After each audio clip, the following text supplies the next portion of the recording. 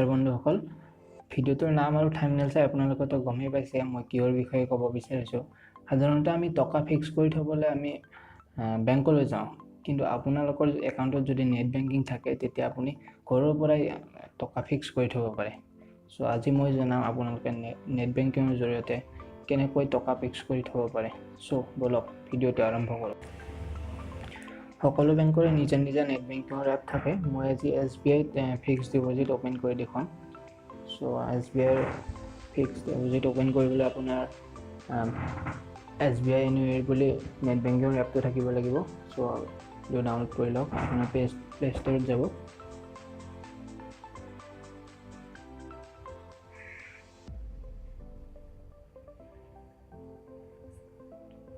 মোৰ already download আছে, আপোনালোকে ডাউনলোড কৰি ল'ব। চ' মই ওপেন কৰি দিলোঁ।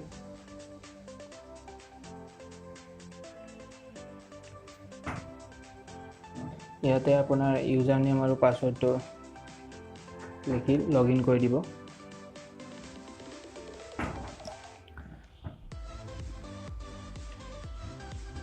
চ' ইয়াতে আপোনালোকে দেখা পাব ডিপজিট বুলি আছে এটা। ডিপজিট ওপেন কৰিব।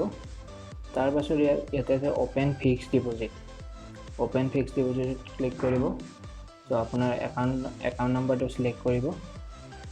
তাৰ পাছত আপোনালোকে যিমান টকা ফিক্স কৰি থয় সেইটো এমাউণ্টটো মাৰিব। ধৰক মই 1000 টকা ফিক্স কৰি দেখুৱাম।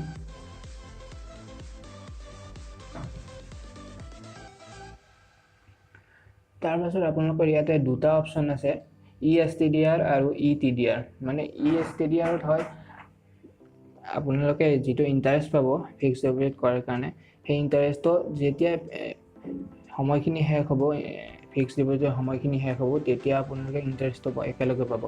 আৰু ETDRত আপোনালোকে ইণ্টাৰভেল এটা চিলেক্ট কৰিব পাৰে, সময়ৰ মূৰে মূৰে ইণ্টাৰেষ্টটো পাই গৈ থাকিব। মই ESTDR চিলেক্ট কৰিছোঁ।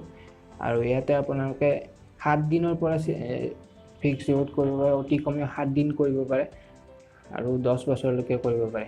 মই ইয়াতে 1 বছৰ চিলেক্ট কৰিলোঁ। ইয়াতে মেচিউৰিটি ইনষ্ট্ৰাকশ্যনৰ কাৰণে 3টা অপশ্যন আছে, auto renew, principal and repay interest. ইয়াতে আপোনালোকৰ কি হ'ব, ইণ্টাৰেষ্টটো আপোনাৰ ছেভিংছ একাউণ্টত আহি যাব আৰু যিটো আপোনাৰ 1000 টকা থৈছিল সেইটো আকৌ মানে নেক্সট এবছৰলৈকে ফিক্সড ডিপজিটত জমা হৈ যাব। তাৰপাছত ৰিপে প্ৰিন্সিপাল এণ্ড ইণ্টাৰেষ্ট। ইয়াতে আপোনালোকৰ হ'ব ইণ্টাৰেষ্ট আৰু প্ৰিন্সিপাল, মানে 1000 টকাটো দুয়োখিনি আপোনাৰ ছেভিংছ একাউণ্টত আহি যাব। আৰু 3 নম্বৰতে আছে auto renew principal and interest. ইয়াতে আপোনালোকৰ 1000 প্লাছ আপোনালোকে যিখিনি ইণ্টাৰেষ্ট পাইছে সেইখিনি দুয়োখিনি টকা আপোনালোকৰ আকৌ এবছৰৰ কাৰণে ফিক্সড ডিপজিট হৈ যাব।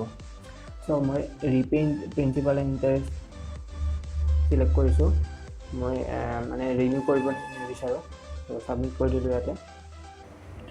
ইয়াৰ পিছত আপোনালোকৰ গোটেই ডিটেইলছখিনি আহি যাব। আপোনাক কিমান টকাৰ ফিক্সড ডিপজিট কৰিলে, কিমান বছৰ কাৰণে কৰিলে, ইণ্টাৰেষ্ট কিমান % হয়, আৰু মেচিউৰ হোৱাৰ পিছত আপোনাক কিমান টকা পাব, আৰু মেচিউৰিটি ডেট, এইবিলাক চব গোটেইখিনি আহি যাব। তাৰপাছত লাষ্টত ইয়াতে কনফাৰ্ম মাৰি দিলে হ'ল। তাৰপাছত এনেকৈ এটা নটিফিকেশ্যন আহিব যে আপোনাৰ ফিক্সড ডিপজিটটো ছাকচেছফুলি ওপেন হৈ গ'ল। লগতে আপোনালোকৰ তাত এটা মেছেজ আহিব।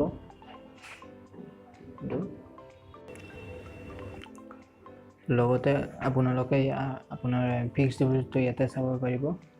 একাউণ্ট চামাৰিত গৈ ডিপজিট একাউণ্ট, তাৰপিছত এয়া আপোনাৰ